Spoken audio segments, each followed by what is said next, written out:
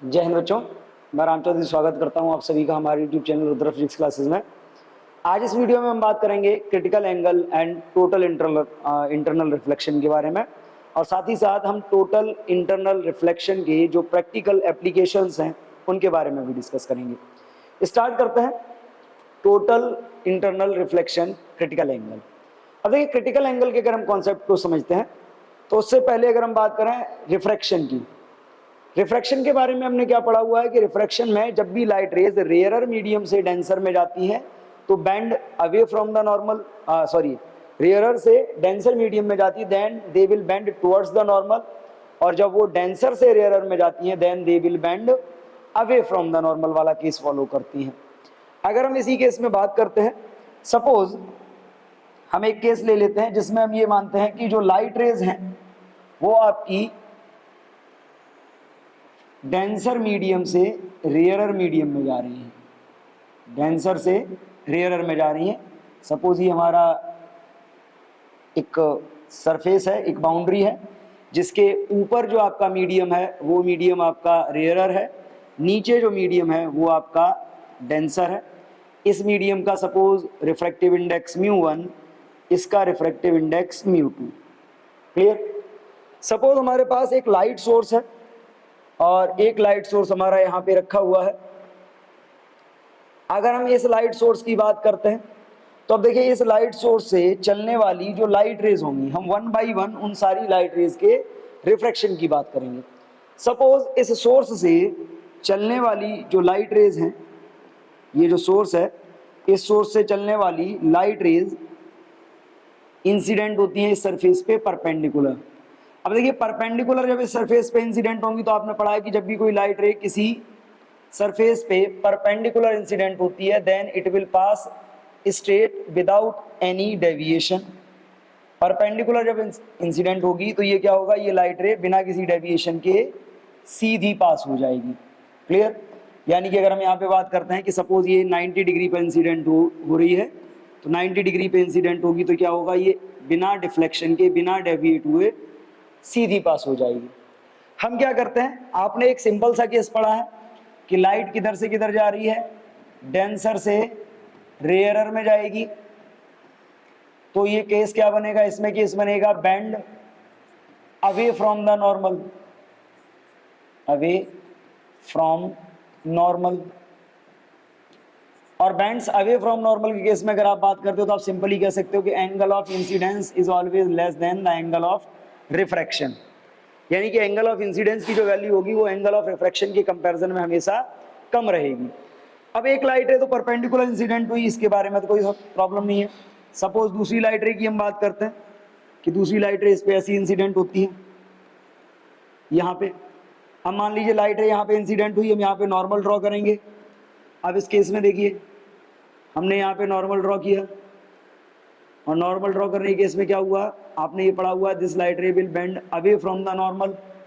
इस लाइट रे को जो सीधा जाना चाहिए था, ये लाइट रे क्या होगी, सीधी ना जाके ये नॉर्मल से थोड़ी सी दूर बेंड कर जाएगी, नॉर्मल से away from the normal bend हो जाएगी। अब देखिए, जब ये away from the normal bend कर रही है, अब इस सिचुएशन में देखो, ये आपका एंगल आई और ये एंगल आर। एंगल आर की वैल्यू एंगल आई से ज़्यादा है। हम क्या करते हैं, हम थोड़ा सा एंगल ऑफ इंसिडेंस को और इंक्रीज करते हैं। हम एंगल ऑफ इंसिडेंस को और इंक्रीज करेंगे। मान लीजिए एंगल ऑफ लाइट रे यहाँ पे इंसिडेंट होती है, लाइट रे यहाँ इंसिडेंट होगी, हम यहाँ पे नॉर्मल ड्रॉ करते हैं। मान लीजिए ये नॉर्मल है इस पॉइंट पे। अब क्या होगा, आपने एंगल ऑफ इंसिडेंस को इंक्रीज किया है, एंगल ऑफ इंसिडेंस इंक्रीज करने पे क्या होगा, एंगल ऑफ रिफ्रैक्शन और इंक्रीज होगा।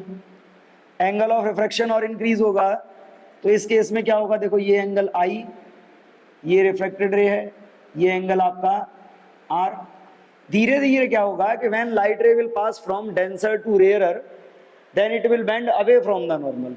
If we will increase the angle of incidence, then angle of refraction also increases. Also increases का मतलब क्या है कि एंगल ऑफ इंसिडेंस हम बढ़ाते जाएंगे, एंगल ऑफ रिफ्रैक्शन बढ़ता जाएगा, और धीरे धीरे ये क्या होगा, ये जो इंटरफेस है, जो मीडियम की बाउंड्री है, ये लाइट रे उसके करीब जाने लगेगी। और एक कंडीशन क्या आएगी कि सपोज हम इस लाइट रे की बात करते हैं कि suppose light angle of incidence हम थोड़ा सा और इंक्रीज करते हैं, और जब हम एंगल ऑफ इंसिडेंस को थोड़ा सा और इंक्रीज करेंगे तो इस सिचुएशन में क्या होगा, मान लीजिए यहाँ पे नॉर्मल है, ये नॉर्मल है।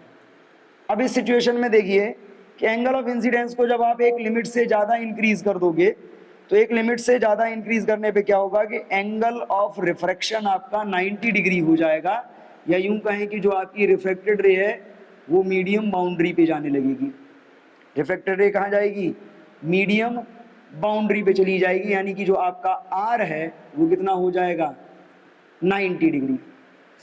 आर 90 डिग्री हो जाएगा, तो आर 90 डिग्री होने के केस में ये जो आपका एंगल ऑफ इंसिडेंस है, इसी एंगल ऑफ इंसिडेंस को हम इस केस में क्या बोलते हैं, क्रिटिकल एंगल। इसी एंगल ऑफ इंसिडेंस को क्या बोलते हैं, क्रिटिकल एंगल बोलते हैं। अब देखिए क्रिटिकल एंगल की आपने बात करी, तो क्रिटिकल एंगल बेसिकली है क्या, simply the angle of incidence in denser medium for which, तो हम यहाँ पे सिंपल नोट कर सकते हैं angle of incidence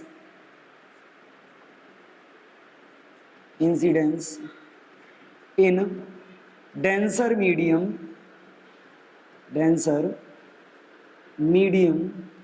for which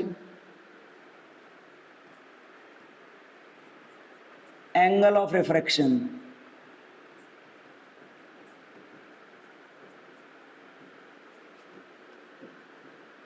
is 90 degree is called critical angle। Clear. तो अब सिंपली अगर आप बात करते हो तो केस आपने क्या पढ़ा कि जब भी लाइट रे की आप बात करोगे और लाइट रे डेंसर से रेयरर में जाएगी, then it bends away from the normal, and if we will increase the angle of incidence then angle of refraction also increases। यानी कि हम लगातार I को अगर इंक्रीज करते जाएंगे तो जो R होगा वो भी आपका इंक्रीज होता जाएगा, और इंक्रीज होते होते एक कंडीशन आपकी ऐसी आएगी कि R की वैल्यू आपकी 90 डिग्री हो जाएगी। तो जिस पार्टिकुलर एंगल ऑफ इंसिडेंस पे एंगल ऑफ रिफ्रैक्शन 90 डिग्री होता है, उसी एंगल ऑफ इंसिडेंस को आप क्या बोलते हो, इसी एंगल को आप बोलते हो क्रिटिकल एंगल, और इसे आप रिप्रेजेंट करते हो C से। It is denoted by normally C। अब देखिए क्रिटिकल एंगल क्या था कि हम एंगल ऑफ इंसिडेंस को इंक्रीज करते जा रहे हैं, तो इंक्रीज करते करते एंगल ऑफ रिफ्रैक्शन 90 डिग्री हो गया, और जो रिफ्रैक्टेड लाइट रे है वो क्या हो गई, मीडियम बाउंड्री पे जाने लगी। अगर हम इसमें थोड़ा सा और करते हैं कि मान लीजिए अगर हम ये मान लें कि लाइट रे को हम और एंगल ऑफ इंसिडेंस को हम थोड़ा सा और इंक्रीज करते हैं, तो अगर हम एंगल ऑफ इंसिडेंस को थोड़ा सा और इंक्रीज करेंगे तो उस सिचुएशन में क्या होगा, एंगल ऑफ इंसिडेंस को अगर हम और इंक्रीज करें, एंगल ऑफ इंसिडेंस देखिए ये तो अभी जा रही थी कहाँ, इसके ऊपर जा रही थी। एंगल ऑफ इंसिडेंस को हम और इंक्रीज करते हैं, तो अब एंगल ऑफ इंसिडेंस को और इंक्रीज करने के केस में क्या होगा कि जब आप एंगल ऑफ इंसिडेंस की बात करते हो और ये एंगल ऑफ इंसिडेंस अब आपका क्या होगा, it is greater than critical angle. ये एंगल ऑफ इंसिडेंस आपका ग्रेटर देन क्रिटिकल एंगल। अब यहाँ पे देखो ये जो आपका एंगल ऑफ इंसिडेंस आ रहा है, angle of incidence is greater than critical angle. अब इस सिचुएशन में क्या होगा, एंगल ऑफ रिफ्रैक्शन बढ़ेगा, और एंगल ऑफ रिफ्रैक्शन पहले हमारा कितना था क्रिटिकल एंगल के लिए 90 डिग्री। अब ये एंगल ऑफ रिफ्रैक्शन बढ़ेगा और बढ़ने के बाद ये मोर देन 90 हो जाएगा, और मोर देन 90 के केस में ये जो लाइट रे थी, इंसिडेंट लाइट रे थी, ये जिस मीडियम से आई थी ये उसी मीडियम में वापस चली जाएगी, और ये जो कॉन्सेप्ट आपका होगा इसको बोला जाएगा टोटल इंटरनल रिफ्लेक्शन। इस फिनोमिना को हम क्या बोलते हैं, टोटल इंटरनल रिफ्लेक्शन। सिंपली अब अगर हम टोटल इंटरनल रिफ्लेक्शन की बात करें तो when the light ray will incident from denser medium, when the light ray will pass from denser medium to rarer medium, if the angle of incidence is more than the critical angle, angle of incidence is more than the critical angle, then the light ray will reflect back to the same medium. That phenomena is called total internal reflection. Clear? अगर ये critical angle से भी ज्यादा angle पे incident होगी तो ये light रे जिस मीडियम से आई थी ये उसी मीडियम में वापस लौट जाएगी, और इसी फिनोमिना को हम बोलते हैं टोटल इंटरनल रिफ्लेक्शन। तो यहां पे देखिए दो पॉइंट हमारे क्लियर हैं। एक क्रिटिकल एंगल, मतलब डेंसर से रेयरर में जब लाइट पास होगी तो अवे फ्रॉम द नॉर्मल जाएगी, और अगर हम एंगल ऑफ इंसिडेंस को इंक्रीज करते जाएंगे तो एंगल ऑफ रिफ्रैक्शन भी इंक्रीज होगा। और for a particular angle of incidence the angle of refraction becomes 90, that angle of incidence is called critical angle. और अगर हम एंगल ऑफ इंसिडेंस को क्रिटिकल एंगल से भी ज्यादा कर देते हैं तो लाइट रे उसी मीडियम में रिफ्लेक्ट हो जाती है। इस फिनोमिना को बोला जाता है टोटल इंटरनल रिफ्लेक्शन। अब यहां पे देखिए क्रिटिकल एंगल के केस में अगर हम बात करते हैं तो क्रिटिकल एंगल के केस में जो आपका एंगल ऑफ इंसिडेंस है और जो आपका यानी कि क्रिटिकल एंगल है और जो मीडियम का रिफ्रैक्टिव इंडेक्स है, इसके बीच एक रिलेशन भी होता है। और सिंपली अगर हम बात करें तो हम इसको क्रिटिकल एंगल की वैल्यू कैसे फाइंड करेंगे उसका फॉर्मूला भी बोल सकते हैं। तो सपोज हम एक केस लेते हैं क्रिटिकल एंगल वाला। सपोज ये मीडियम है, ऊपर जो मीडियम है आपका वो कैसा है, वो रेयरर है, रिफ्रैक्टिव इंडेक्स इसका μ1। नीचे जो मीडियम है वो आपका डेंसर है, इसका रिफ्रैक्टिव इंडेक्स μ2, क्योंकि ये मीडियम आपका 1 है, ये मीडियम आपका 2 है। सपोज ये एक लाइट सोर्स है और इस लाइट सोर्स से एक लाइट रे इंसिडेंट होती है इस मीडियम की सरफेस पे। इस मीडियम की सरफेस पे एक लाइट रे इंसिडेंट होती है, और यहाँ पे अगर हम बात करते हैं, हम केस क्रिटिकल एंगल वाला ही लेते हैं डायरेक्ट। मान लीजिए यहाँ पे आपका नॉर्मल है, यहाँ पे आपका ये नॉर्मल है। क्लियर? ये जो आपका एंगल है इस एंगल को हम क्रिटिकल एंगल मान के चलते हैं। अगर ये एंगल क्रिटिकल एंगल होगा तो क्या होगा, इस केस में जो लाइट रे होगी वो मीडियम बाउंड्री पे चली जाएगी। लाइट रे मीडियम बाउंड्री पे जाने का मतलब है कि ये आपकी इंसिडेंट रे, ये क्रिटिकल एंगल, ये लाइट रे इधर चली जाएगी, यानी कि जो आपका आर होगा उसकी वैल्यू कितनी हो जाएगी, 90 डिग्री। अब इस आर के 90 डिग्री होने के केस में समझिए, अगर हम यहाँ पे स्नेल्स लॉ को अप्लाई कर लें, भाई स्नेल्स लॉ, देखिए स्नेल्स लॉ में आपने क्लियरली क्या पढ़ा हुआ है, साइन आई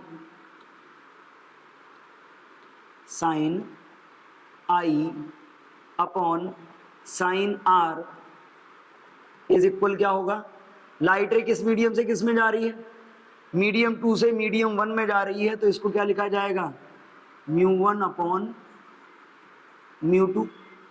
अब यहाँ पे देखो साइन आई यानी कि एंगल ऑफ इंसिडेंस, इसको आप साइन सी लिख सकते हो। साइन आर मतलब साइन 90, और μ1 अपॉन μ2 लिखा है, इसको आप क्या लिख सकते हो, इसको आप लिख सकते हो 2μ1। क्या लिख सकते हो, 2μ1। साइन सी, साइन 90 की वैल्यू 1, तो ये क्या हो जाएगा, साइन सी इज इक्वल 2μ1। या फिर आप इसको ये भी लिख सकते हो, sine C is equal 1 upon 1μ2। Clear? So this is the relation between critical angle and refractive index of medium. ये जो 1μ2 है, 1μ2 is the refractive index of denser medium with respect to the rarer medium. Clear? तो simply हम Snell's law को apply करते हैं। Sign आई की value sign सी, आई यानी क्रिटिकल एंगल हो गया, और आर की वैल्यू 90 डिग्री है, 90 डिग्री लिखते हैं तो साइन 90 की वैल्यू 1 होती है, जिससे हमको ये फॉर्मूला मिलता है। तो अगर हम कभी भी क्रिटिकल एंगल या उससे रिलेटेड कोई भी कैलकुलेशन करेंगे तो हम उसमें इस फॉर्मूले को यूज कर सकते हैं। और सिंपली जो आपका 1μ2 है, ये जो आपका 1μ2 है, 1μ2 को ही म्यू लिखा जाता है। अगर आपका फर्स्ट मीडियम एयर है तो, रेयरर मीडियम आपका एयर है तो 1μ2 को ही आप म्यू नोट कर सकते हो। Clear? So this is the relation. तो बेसिकली अगर हम बात करें तो क्रिटिकल एंगल और टोटल इंटरनल रिफ्लेक्शन में कि अगर एंगल ऑफ इंसिडेंस जिसके लिए एंगल ऑफ रिफ्रैक्शन 90 डिग्री हो जाएगा, that is called the critical angle. और अगर लाइट क्रिटिकल एंगल से भी ज़्यादा एंगल पे इंसिडेंट होगी तो रिफ्लेक्ट होके उसी मीडियम में वापस चली जाएगी, that is called the total internal reflection. अब अगर हम बात करें टोटल इंटरनल रिफ्लेक्शन की, तो देखिए टोटल इंटरनल रिफ्लेक्शन के कई एप्लीकेशंस हैं हमारे सिलेबस में, कई एप्लीकेशंस है, कई टाइप के क्वेश्चंस भी आते हैं। हम उनमें से कुछ एप्लीकेशंस को पढ़ेंगे। जैसे अगर हम बात करते हैं तो देखिए relation between refractive index and critical angle, ये अभी हम बात कर ही चुके हैं। क्या हमारा रिलेशन आया है? सिंपल हमारा जो रिलेशन आया था कि sine i c is equal क्या होगा, दैट इज इक्वल 1/μ, और म्यू कौन सा होगा, 1μ2 आई सी, या हम सिंपली इसको क्या लिखते हैं, साइन सी, क्रिटिकल एंगल है, साइन सी इज इक्वल 1/μ, ये हम फाइंड कर चुके हैं। क्लियर? मूव करते हैं हम एप्लीकेशंस ऑफ TIR पे। क्लियर? अब देखिए एप्लीकेशंस ऑफ TIR, TIR मतलब टोटल इंटरनल रिफ्लेक्शन, जिनमें अगर हम बात करते हैं तो फर्स्ट एप्लीकेशन है हमारा सर्किल ऑफ इल्यूमिनेशन। अब देखिए सर्किल ऑफ इल्यूमिनेशन क्या है। कभी कभी क्या होता है कि हमको कुछ क्वेश्चंस इस टाइप से दिए जाते हैं कि सपोज इस टाइप से किसी जगह पे कोई लिक्विड फिल किया हुआ है, मान लीजिए वाटर फिल किया हुआ है, और इस वाटर में सरफेस से कुछ डेप्थ पे एक लाइट सोर्स रखा है। अब ये लाइट सोर्स यहाँ पे रखा हुआ है, लाइट सोर्स रखा है, तो ये लाइट सोर्स क्या होगा, लाइट सोर्स से जब लाइट आएगी तो क्या होगा, कुछ लाइट रेज तो इस सोर्स से आने वाली जो लाइट रेज होंगी वो जो परपेंडिकुलर इस पे इंसिडेंट होंगी वो तो सीधी निकल जाएंगी। अंदर का मीडियम आपका कैसा है, डेंसर है, बाहर का मीडियम आपका रेयरर है। और मान लीजिए कोई लाइट रे यहाँ पे इंसिडेंट होती है तो क्या होगा, मान लीजिए ये नॉर्मल है, केस क्या बनेगा, it will bend away from the normal. मान लीजिए ये लाइट रे यहाँ पे इंसिडेंट होती है, ये नॉर्मल है और बेंडिंग होगी। और अगर हम इसी टाइप से कंटिन्यू करें तो क्या होगा, एक सिचुएशन ऐसी भी आएगी, मान लीजिए ये यहाँ पे आती है, यहाँ पे नॉर्मल है, ये एंगल ऑफ इंसिडेंस है, यहाँ पे लाइट रे क्रिटिकल एंगल बना लेती है, यानी कि इसके सरफेस पे चली जाती है। इस सरफेस पे जाने के अलावा मान लीजिए इसके अलावा कोई लाइट रे और आती है इससे ज़्यादा एंगल पे, तो क्या होगा, अब ये लाइट रे यहाँ से नॉर्मल से रिफ्लेक्ट होके कहाँ जाएगी, वापस जाएगी, वापस उसी मीडियम में लौट जाएगी। यानी कि जो लाइट है वो केवल यहाँ तक के रीजन की ही, यहाँ तक जहाँ पर ये सरफेस पे आ रही थी यहाँ तक के रीजन की ही बाहर निकलेगी, और जो लाइट होगी वो क्या होगी, रिफ्लेक्ट होके वापस चली जाएगी। मतलब लिक्विड की सरफेस पर सोर्स जो रखा है अंदर वो एक लिमिटेड एरिया में, एक लिमिटेड सर्किल में ही लाइट को एमिट करेगा, और बाकी की लाइट रिफ्लेक्ट होके वापस लिक्विड के अंदर चली जाएगी। तो ये जो सर्किल यहाँ पे बनेगा, इसी सर्किल को हम बोलेंगे सर्किल ऑफ इल्यूमिनेशन। अब देखिए सर्किल ऑफ इल्यूमिनेशन को अगर समझना है तो नॉर्मली हम एक बहुत कॉमन सा केस लेते हैं कि मान लीजिए ये अपर सरफेस है और इसके अंदर इस टाइप से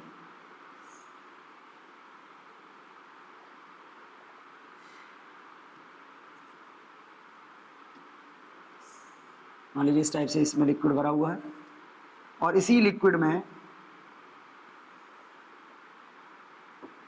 ये मीडियम आपका ऊपर का कैसा है, रेयरर मीडियम है, नीचे का मीडियम आपका डेंसर है। ठीक है, ऊपर हम मान लीजिए एयर मान लेते हैं और नीचे हम कोई भी मीडियम ले लेंगे। इसका रिफ्रैक्टिव इंडेक्स μ1 है, इसकी वैल्यू कितनी हो गई 1, इसका रिफ्रैक्टिव इंडेक्स μ2, इसका रिफ्रैक्टिव इंडेक्स हम मान लेते हैं नॉर्मली μ। अब मान लो एक लाइट सोर्स है, एक लाइट सोर्स हमारा यहाँ पे रखा हुआ है। अब इस सोर्स के लिए अगर हम बात करते हैं तो देखो इस सोर्स से आने वाली जो लाइट रेज होंगी, जैसे हम बात करते हैं कि एक लाइट रे तो इससे आती है सीधी, नॉर्मल इंसिडेंट होती है तो ये क्या होगा, सीधी चली जाएगी। क्लियर, ये सीधी चली जाएगी। मान लो एक लाइट रे इंसिडेंट होती है यहाँ, क्या होगा, यहाँ पे इंसिडेंट होगी तो इट बेंड, क्योंकि डेंसर से रेयरर में जा रही है, डेंसर से रेयरर में जाने का मतलब है it bends away from the normal, bends away from the normal. Clear, normal से दूर चली गई। और मान लो एंगल ऑफ इंसिडेंस बढ़ाया, यहाँ पे आई, यहाँ पे आने पे मान लीजिए ये क्रिटिकल एंगल यहाँ पे बन रहा है आपका, यहाँ पे आपका क्रिटिकल एंगल बन रहा है। क्रिटिकल एंगल के केस में क्या होगा, जो लाइट रे होगी वो इस सरफेस पे ऐसी चली जाएगी, क्लियर। और इसके बाद अगर कोई लाइट रे इस पे इंसिडेंट होगी तो क्या होगी, रिफ्लेक्ट होके वापस इसी में चली जाएगी। तो हम ले लेते हैं एक एग्जांपल, मान लीजिए लाइट रे इस टाइप से आती है और यहाँ पे आपका ये नॉर्मल है। अब इसके बाद क्या होगा, इसका रिफ्लेक्शन होगा और ये मोर देन क्रिटिकल एंगल वाली कंडीशन है, तो ये रिफ्लेक्ट होके वापस उसी मीडियम में चली जाएगी। अब यहाँ पे देखिए, यहाँ पे जो लाइट रेज है, यहाँ से अगर कोई इंसान इसको देख रहा है तो उसको जो लाइट दिखाई देगी वो केवल यहाँ तक की दिखाई देगी। यानी कि जैसे इधर बन रहा है ऐसे ही इधर भी बनेगा और इस टाइप से एक सर्किल बनता हुआ इसकी सरफेस पे दिखाई देगा, जहां तक की लाइट इससे बाहर आती हुई दिखाई देगी। और उस सर्किल के बाहर जब आप बात करोगे तो सर्किल के अलावा जो लाइट होगी वो रिफ्लेक्ट होके उसी में वापस चली जाएगी, जो हमको दिखाई नहीं देगी। ये जो सरफेस होगा, यहां से लाइट बाहर आती हुई दिखाई देगी और इसी सरफेस को हम बोलेंगे, इसी सर्किल को बोलेंगे सर्किल ऑफ इल्यूमिनेंस। इसी सर्किल की हम बात करेंगे कि इस सर्किल का एरिया कितना होगा, रेडियस कितनी होगी। तो बेसिकली अगर हम एरिया की बात करें तो हमको रेडियस चाहिए होगा। अब मान लीजिए जैसे हमने यहाँ पे बात करी, यहाँ पे ये नॉर्मल था, ये एंगल कौन सा हो गया, ये एंगल हो गया आपका क्रिटिकल एंगल। अगर ये एंगल क्रिटिकल एंगल है, यानी कि जैसे हम यहाँ पे ले लेते हैं इस तरफ की सरफेस पे, इस तरफ की सरफेस पे अगर हम बात करते हैं तो मान लो ये नॉर्मल है और जो आपकी लाइट रे रही होगी वो इधर गई होगी, लाइट रे इधर गई होगी। तो अगर हम यहाँ पे बात करते हैं, ये एंगल आपका क्या है, क्रिटिकल एंगल है C। अगर ये क्रिटिकल एंगल है तो इधर वाला ये एंगल भी क्रिटिकल एंगल होगा। सपोज ये जो आपका है ये कितनी डेप्थ पे है, h डेप्थ पे है from the free surface and the radius is r। ये रेडियस हम मान लेते हैं r है। अब इस केस में देखिए रेडियस r, ये एंगल कितना है C, ये R, ये H। तो अगर हम यहाँ पे बात करते हैं तो यहाँ पे हम पहले बात करेंगे किसकी, कि हमको R और H का रिलेशन या C का रिलेशन फाइंड करना है। तो अगर हम यहाँ से बात करें तो फॉर क्रिटिकल एंगल, अगर हम क्रिटिकल एंगल की बात करते हैं तो आपका जो साइन C है, साइन C इज इक्वल क्या होगा, साइन C इज इक्वल होगा 1/μ। एयर का रिफ्रैक्टिव इंडेक्स 1, इस मीडियम का म्यू, तो साइन C इज इक्वल क्या हो जाएगा 1/μ। C ये है, साइन C इज इक्वल 1/μ होने का सीधा सा मतलब क्या है कि अगर आप इसकी बात करते हो साइन C इज इक्वल 1/μ। यहाँ पे अगर हम बात करें तो यहाँ पे देखिए क्या आएगा, साइन C इज इक्वल 1/μ। यहाँ से अगर हम बात करते हैं 1/μ के हिसाब से हम ट्राइंगल ड्रॉ करते हैं। ये एंगल मान लीजिए आपका C है, तो sine C is equal 1/μ। Sine C is equal 1/μ। अब यहाँ पे देखो साइन C इज इक्वल क्या होता है, परपेंडिकुलर अपॉन हाइपोटेनियस। परपेंडिकुलर कितना है 1, हाइपोटेनियस कितना म्यू। तो अगर हम पाइथागोरस इक्वेशन इसमें लगाते हैं तो पाइथागोरस इक्वेशन लगाने पे क्या होगा, ये म्यू है ये 1 है, तो ये कितना आएगा under root mu square minus 1। तो अगर हम म्यू स्क्वायर माइनस 1 कर रहे हैं, देन इसी से अगर हम बात करें tan C की, तो tan C इज इक्वल क्या होगा, परपेंडिकुलर अपॉन बेस 1/रूट म्यू स्क्वायर माइनस 1। और अगर हम इस डायग्राम में बात करें, फ्रॉम डायग्राम, अब यहां पे देखो इस डायग्राम में अगर हम tan C की वैल्यू निकालते हैं, tan C, तो tan C इज इक्वल क्या आ रहा है, परपेंडिकुलर अपॉन बेस, इसके लिए परपेंडिकुलर r, बेस h। तो परपेंडिकुलर कितना आया r, बेस कितना आया h। tan C की वैल्यू रखते हैं 1/रूट mu square minus 1 is equal r/h। तो यहां से अगर आप बात करते हो r की, तो यहां से आपका फॉर्मूला क्या निकल के आएगा r का, यहां से आप r का फॉर्मूला निकालोगे तो r इज इक्वल आएगा h/अंडर रूट म्यू स्क्वायर माइनस 1। तो अगर आप बात करते हो सर्किल ऑफ इल्यूमिनेशन, तो सर्किल ऑफ इल्यूमिनेशन की रेडियस कितनी आ जाएगी यहाँ से, सिंपल समझ लीजिए, ये आर, ये एच, ये सी। अगर हम साइन आई सी की वैल्यू बात करते हैं रिफ्रैक्टिव इंडेक्स के बेस पे, तो sine i c is equal क्या होता है 1/μ। 1/μ का ट्राइंगल बना लिया हमने, 1/μ का हमने ट्राइंगल बनाया तो ये साइड 1 हो गई परपेंडिकुलर और हाइपोटेनियस हो गया म्यू। हमने बेस निकाला, बेस आ गया √μ²-1। हमने यहाँ से tan IC की वैल्यू निकाली, फिर हमने इस डायग्राम से tan IC की वैल्यू निकाली, दोनों को कंपेयर किया तो ये क्या आ गया 1/√μ²-1 इज इक्वल R/H। H को हमने इधर ट्रांसफर किया तो सिंपली हो गया R इज इक्वल H/√μ²-1। ये आ गई रेडियस। और इसी रेडियस से अगर हम एरिया की बात करें तो एरिया ऑफ सर्किल क्या होता है, area of circle is equal होता है हमारा πr²। क्लियर? आर की वैल्यू आप यहां से उठा के यहां पे प्लेस कर सकते हो। तो अब देखो यहाँ पे दो चीजें हैं, चाहो तो आप इस फॉर्मूले को लर्न कर लो, रट्टा मार लो, या आप इस कॉन्सेप्ट को समझ लो। वैसे मैं यही कहूंगा कि कॉन्सेप्ट को समझो तो ज्यादा बढ़िया है, और नहीं तो आप फॉर्मूले को रट लीजिए, क्योंकि प्रूव करने को तो आएगा नहीं, क्वेश्चंस आएंगे, न्यूमेरिकल्स आएंगे सॉल्व करने के, तो आप इस फॉर्मूले के बेस पे इसको सॉल्व कर सकते हैं। क्लियर? चलिए हम क्वेश्चंस को भी देखते हैं कि किस टाइप के क्वेश्चंस इसमें बनते हैं। क्वेश्चंस की बात करें तो देखिए एक क्वेश्चन है, a point source of light S is placed at the bottom of a vessel containing a liquid of refractive index 5/3। Liquid का रिफ्रैक्टिव इंडेक्स कितना है 5/3। A person is viewing the source from above the surface. There is an opaque disc of radius 1 centimeter floating on the surface. The center of disc lies vertically above the source of the liquid. From the vessel is gradually drained out through a tap the liquid. What is the maximum height of the liquid for which the source cannot be seen at all? अब यहाँ पे समझना, जैसे ये है, इसमें ये बोला गया है कि इसमें जो लिक्विड फिल किया है उसका रिफ्रैक्टिव इंडेक्स आपको मालूम है,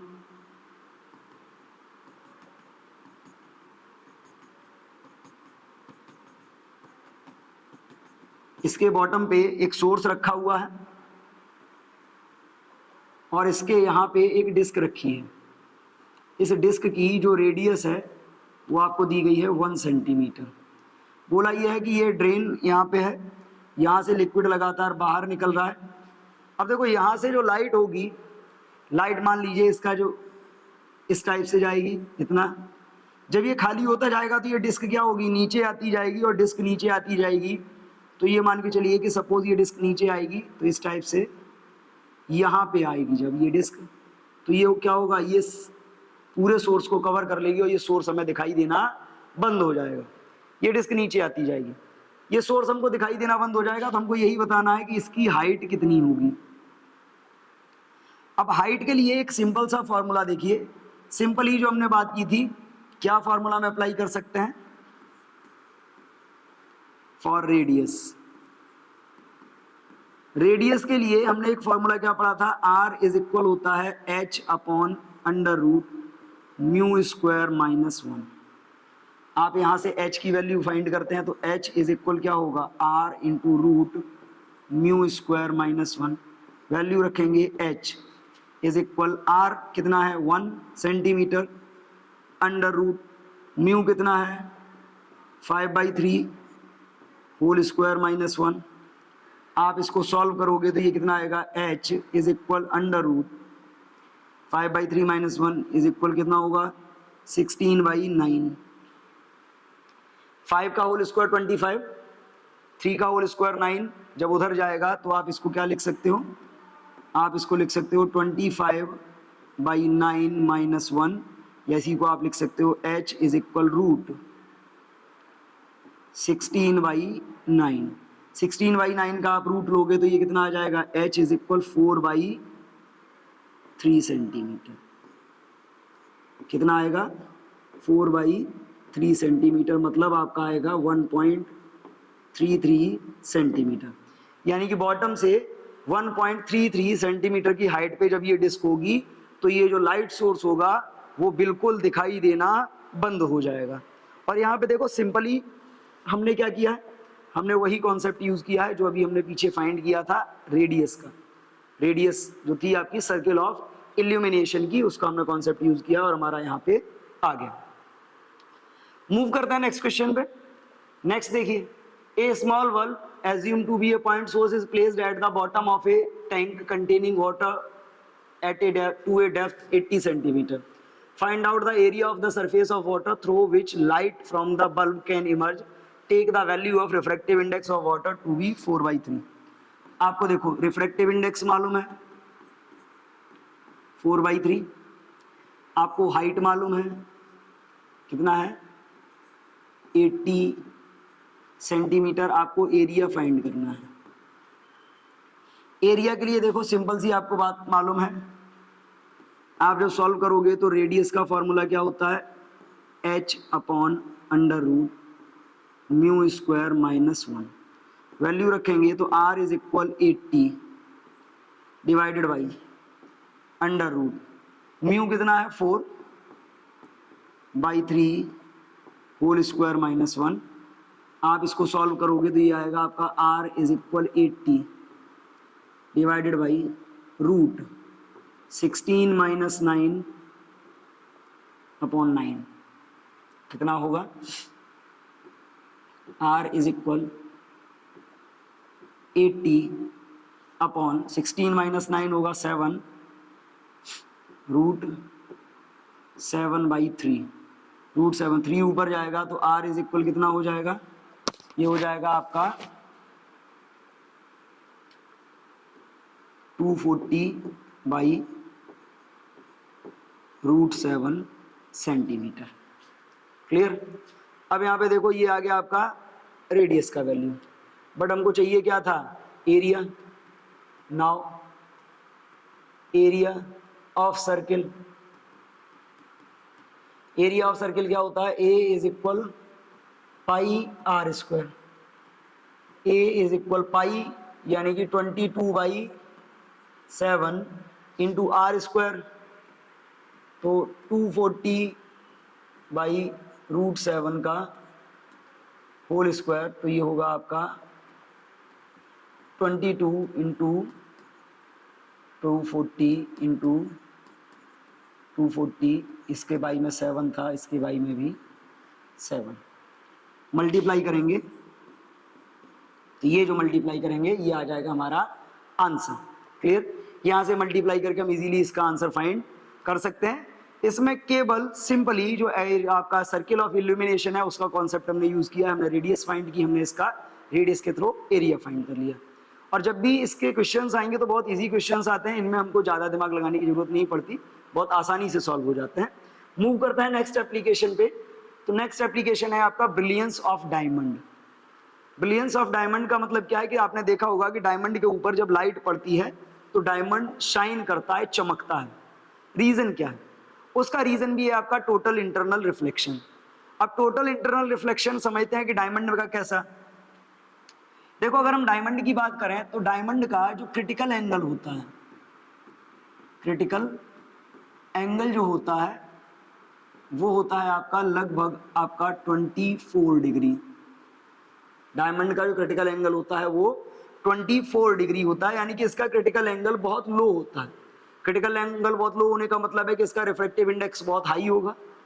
और जब डायमंड पे लाइट इंसिडेंट होती है तो लाइट के इंसिडेंट होने के केस में क्या होता है कि मान लीजिए ये इस टाइप से डायमंड है और इसके ऊपर लाइट इंसिडेंट होती है, और जब आप इसकी बात करते हो डायमंड की, मान लीजिए इस टाइप से आप बात कर रहे हो,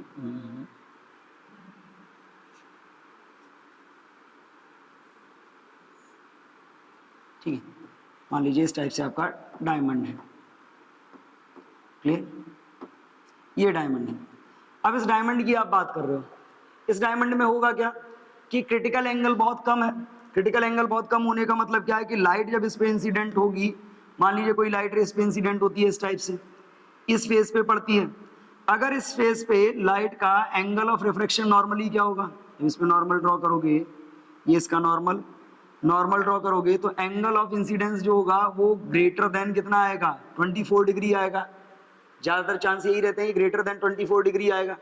तो लाइट जब इस पे इंसिडेंट होगी, angle of incidence greater than 24 degree हो जाएगा, तो क्या होगा, अंदर डेंसर है, बाहर रेयरर है, तो ये लाइट क्या होगी, इससे टकरा के इस लाइट का टोटल इंटरनल रिफ्लेक्शन हो जाएगा, और ये कहाँ जाके टकराएगी, दूसरी सरफेस पे, दूसरी सरफेस से भी इसका टोटल इंटरनल रिफ्लेक्शन होगा, तो ये आएगी इससे टकराएगी, यहाँ से भी टोटल इंटरनल रिफ्लेक्शन होगा, और ये क्या होगा, ये लाइट धीरे धीरे बार बार टकराती हुई कई बार ये इसके अंदर टकराएगी और तब ये इससे बाहर निकलेगी।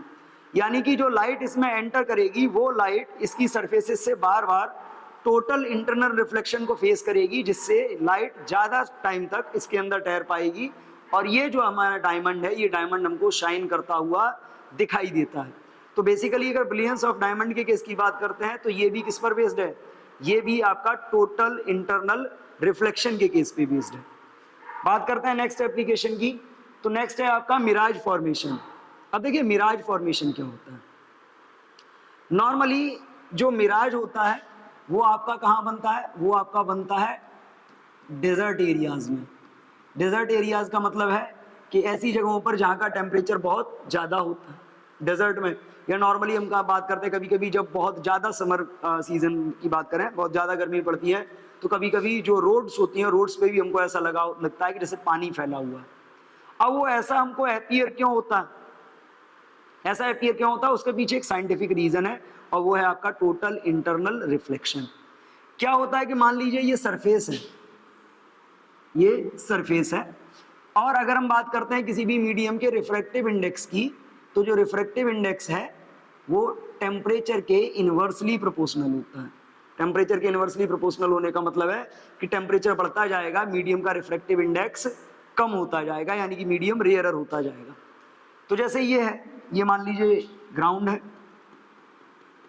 इस ग्राउंड के आसपास आप बात करते हो, ये हॉरिजॉन्टल लेवल है, इस हॉरिजॉन्टल लेवल के ऊपर मान लीजिए इस टाइप से एयर की कई लेयर्स बनेंगी, और एयर की कई लेयर्स की जब आप बात करोगे तो इसका मान लीजिए रिफ्रैक्टिव इंडेक्स μ1, इसका रिफ्रैक्टिव इंडेक्स μ2, इसका μ3, इस टाइप से आप मान लीजिए 3 लेयर है।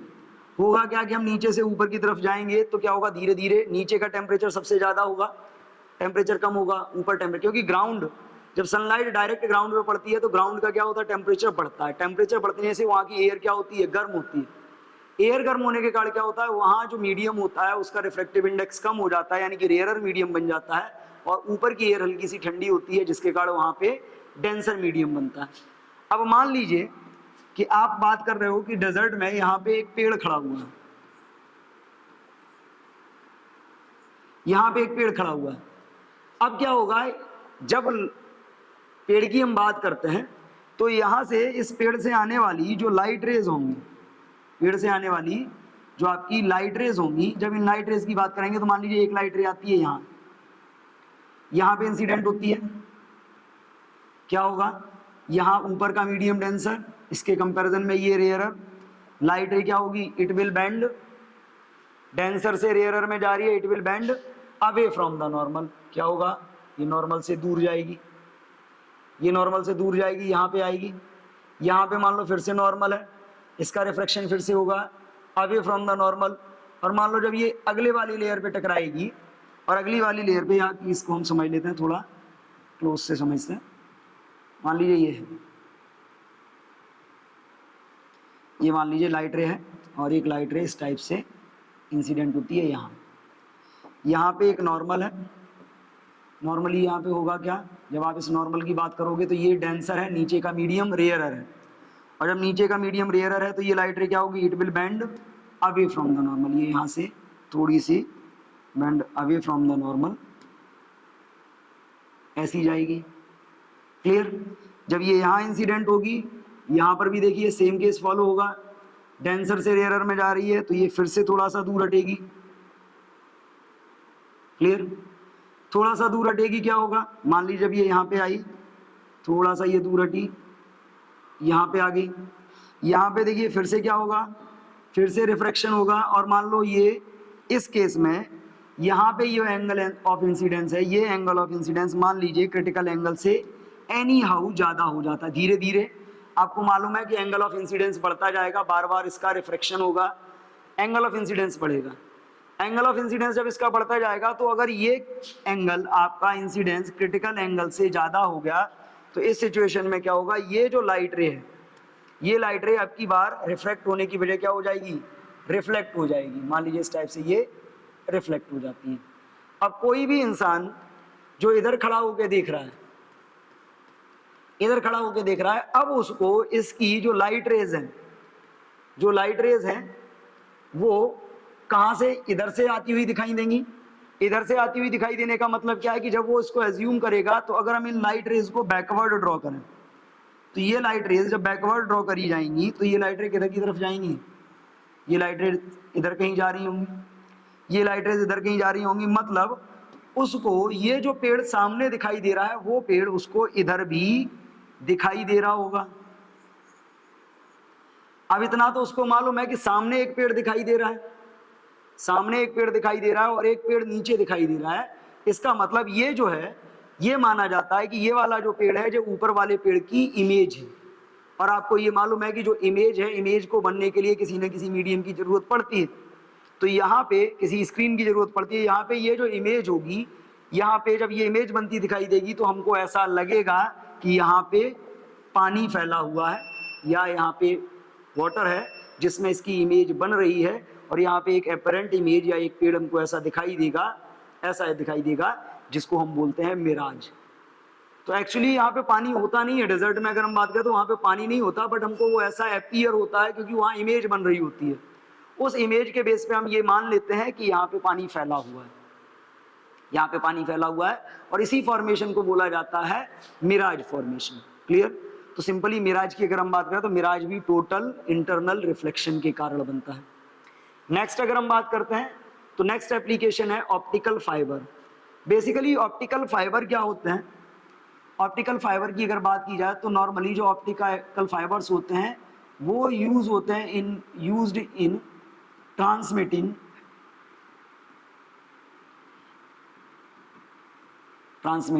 Signals with speed of light. Light की स्पीड से सिग्नल्स को ट्रांसमिट करने के लिए हम ऑप्टिकल फाइबर का यूज करते हैं। होता क्या है, ऑप्टिकल फाइबर बहुत पतला, जैसे आपके हेयर्स होते हैं वैसे ही बहुत पतला एक फाइबर होता है, एक पाइप या हम ये कहें कि एक नली जैसा डिजाइन होता है जिसको हम बोलते हैं ऑप्टिकल फाइबर। बेसिकली इसमें दो लेयर होती हैं। एक लेयर होती है अंदर वाली लेयर जिसको बोला जाता है, अंदर एक लेयर होती है, अंदर की जो लेयर है बेसिकली इस लेयर को हम बोलते हैं कोर, और इसके बाहर एक लेयर होती है, इसके बाहर एक लेयर होती है,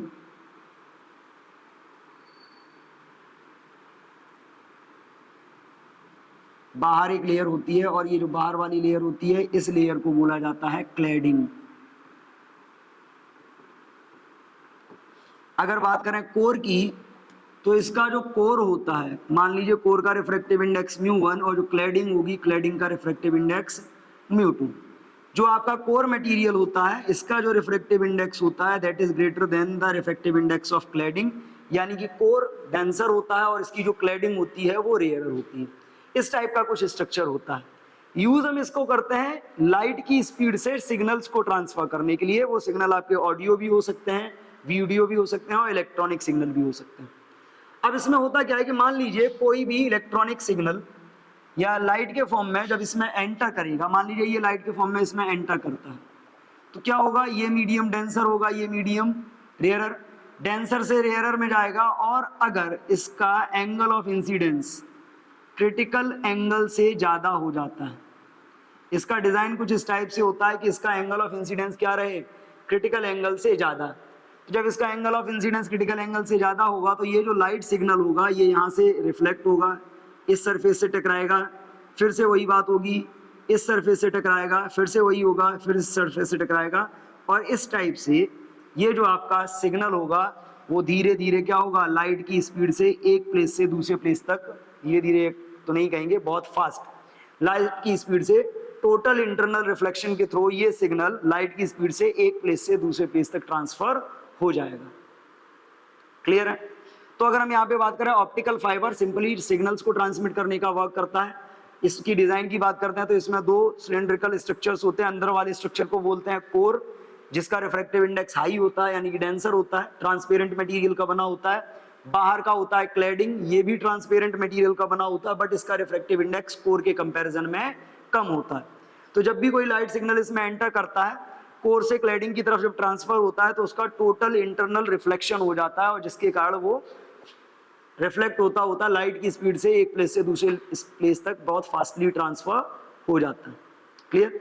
तो ये थे सिंपली एप्लीकेशंस ऑफ TIR। इस सीरीज में एक और एप्लीकेशन आता है जिसको हम बोलते हैं totally reflecting glass prism. Totally reflecting glass prism क्या होता है? टोटली रिफ्लेक्टिंग ग्लास प्रिज्म की अगर बात की जाए तो नॉर्मली इस प्रिज्म का जो एक एंगल होता है वो 90 डिग्री होता है। जैसे मान लीजिए आपके पास एक प्रिज्म आप लेते हो और उस प्रिज्म का एक एंगल 90 डिग्री हमने इस टाइप से ले लिया। मान लीजिए ये एक प्रिज्म है और इस प्रिज्म की बात करते हैं। ये क्या है? इस प्रिज्म का ये एंगल कितना है? 90 डिग्री है। क्लियर? अब इस प्रिज्म के लिए देखिए, कभी कभी क्या होता है कि जब इस 90 डिग्री एंगल वाले प्रिज्म पे कोई लाइट रे इंसिडेंट होगी। मान लीजिए एक दो लाइट रेज हैं इस टाइप से, यहां से आती है लाइट रेज, यहां से एक लाइट रे इस पे इंसिडेंट होती है। अब यहाँ पे देखो, जब ये इंसिडेंट होगी, ये क्या है, यहाँ पे हम ड्रॉ करेंगे नॉर्मल, ये होगा इस सरफेस पे नॉर्मल। अब अगर इस केस में ये मान लिया जाए कि ये जो आपका एंगल ऑफ इंसिडेंस है ये ग्रेटर देन क्रिटिकल एंगल है, तो इस केस में क्या होगा, ये इंसिडेंट होने वाली लाइट रे का टोटल इंटरनल रिफ्लेक्शन हो जाएगा, और ये लाइट रे इस सरफेस से ना निकलने की बजाय ये टोटल इंटरनल रिफ्लेक्शन को फेस करेगी, और ये लाइट रे कहाँ से बाहर निकलेगी? इस सरफेस से बाहर निकल जाएगी। या मान लीजिए दूसरी लाइट रे इस पे इंसिडेंट होती है, यहां पर भी सेम वही होगा कि ये नॉर्मल, ये नॉर्मल, इसका भी टोटल इंटरनल रिफ्लेक्शन होगा, और ये भी क्या होगी, ये भी इस सरफेस से बाहर टोटल इंटरनल रिफ्लेक्शन होगा, ये भी इस सरफेस से बाहर निकल जाएगी। तो एक ऐसा प्रिज्म, ग्लास प्रिज्म, जिसका एक एंगल 90 डिग्री होता है, तो मोस्टली इस प्रिज्म में अगर लाइट को एक डेफिनेट एंगल ऑफ इंसिडेंस पर डाला जाए तो इस प्रिज्म में क्या होता है कि लाइट का टोटल इंटरनल रिफ्लेक्शन होने लगता है, और इस टाइप के प्रिज्म को हम बोलते हैं totally reflecting glass prism. Totally reflecting glass prism का मतलब, वैसे तो लाइट रे इधर जानी चाहिए थी, but angle of incidence critical angle से ज्यादा हो रहा है, तो इसका टोटल इंटरनल रिफ्लेक्शन हो रहा है, और ये लाइट रे इधर से ना निकलने की बजाय इधर से निकल रही है। अब इधर से भी नहीं निकलेंगी, इधर से भी अगर हम बात करेंगे तो लाइट रेज क्या होंगी, यहाँ से निकलने के बाद बेंड हो जाएंगी, यहाँ पे तो नॉर्मल देखो 90 डिग्री पे आ रही है, तो ये सीधी ही निकल जाएंगी। Clear? Totally reflecting glass prism से रिलेटेड भी न्यूमेरिकल्स आते हैं बोर्ड एग्जाम में। जैसे देखिए एक न्यूमेरिकल ये दिया है, इसमें क्लियर बोला है, the figure shows A ray of light falling normally on the face AB of an equilateral glass prism having refractive index 3/2 placed in water of refractive index 4/3. Will this ray suffer total internal reflection on striking the face AC? क्या ये total internal reflection को face करेगी? Total internal reflection की condition क्या होती है कि angle of incidence critical angle से ज्यादा होना चाहिए। तो पहले हम इसके क्रिटिकल एंगल की बात करते हैं। क्रिटिकल एंगल के लिए हमको चाहिए refractive index for critical angle. Critical angle के लिए आपने क्या बात की है, साइन IC जो आपका होता है, या साइन C जिसको आप बोलते हो, that is the refractive index of rarer medium upon refractive index of denser medium. Formula ये होता है μ1 अपॉन μ2, रेयरर मीडियम का refractive index upon denser medium का रिफ्रैक्टिव इंडेक्स। तो अगर साइन C की बात कर रहे हो, लिक्विड का रिफ्रैक्टिव इंडेक्स कितना है, 4/3, और इसका कितना है 3/2। इस हिसाब से अगर हम देखते हैं ये कितना हो जाएगा, साइन C इज इक्वल हो जाएगा आपका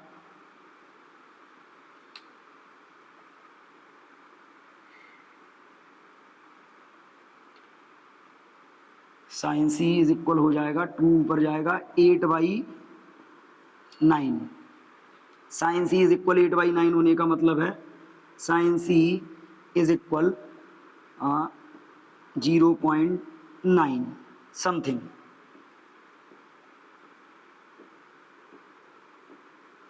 जीरो पॉइंट नाइन।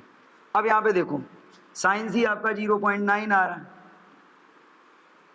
0.9 आने का मतलब क्या है? अगर हम बात करते हैं यहाँ पे एंगल की, तो एंगल 0.9 और sine C is equal 0.9। Okay,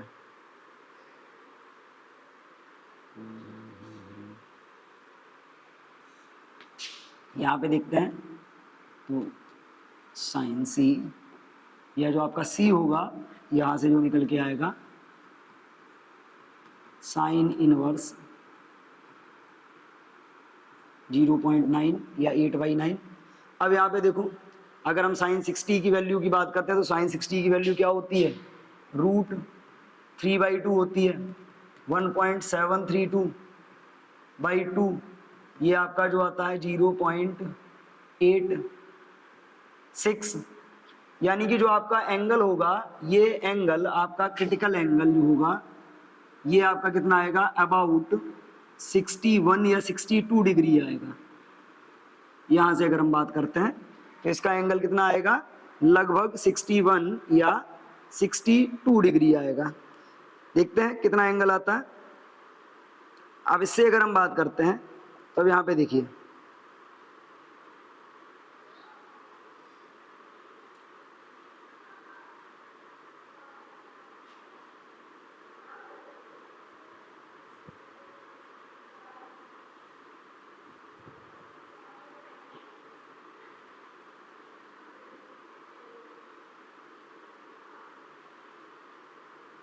देखते हैं कितना आता है।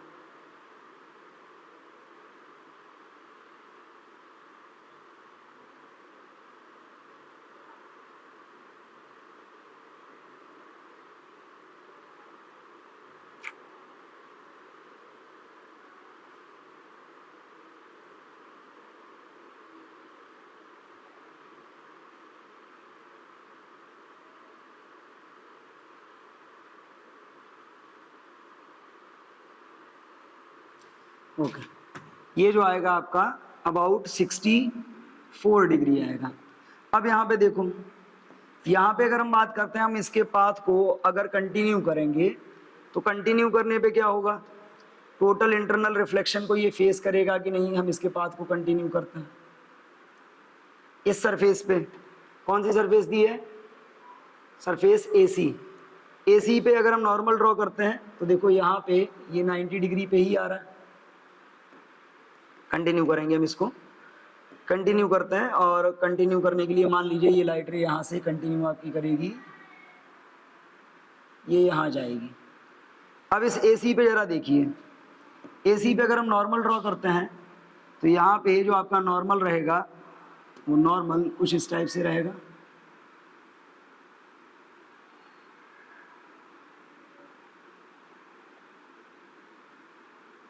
अब यहाँ पे जरा देखो ये नॉर्मल है, हम यहाँ पे नॉर्मल की बात कर रहे हैं,